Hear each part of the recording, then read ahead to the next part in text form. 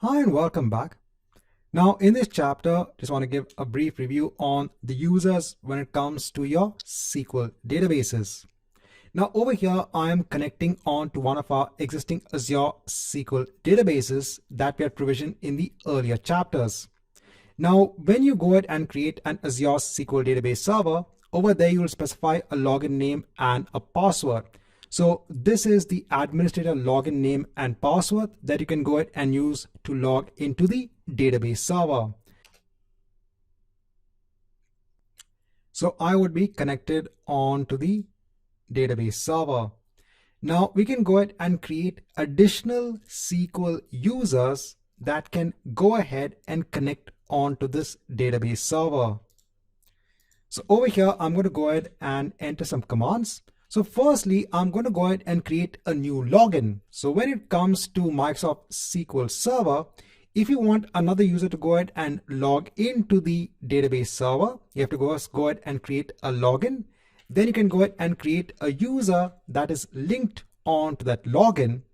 And then in order for giving the user the ability to read data from the underlying databases, you can go ahead and give a role onto the database user. So firstly, let's go ahead and create a new login in our Azure SQL Database server. Now for this, I'm going to go on to the database server level and execute a new query over here itself. So we have to go ahead and create the login at the server level. So let me go ahead and execute this query.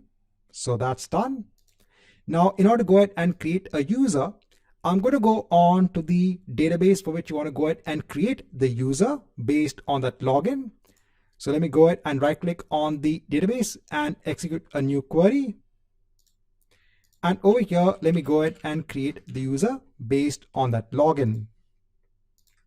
So over here, let me go ahead and hit on execute. So that's done. Let me also go ahead and add the role onto the user. Right, so that is also done. Now in the Object Explorer, let me go ahead and connect on to the database engine.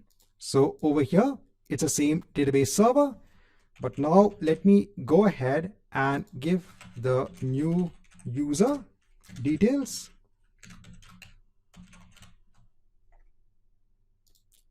I am also going to go ahead onto the options section.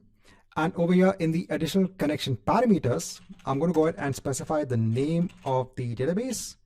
So it will be DemoDB. Now let me go ahead and actually hit on connect.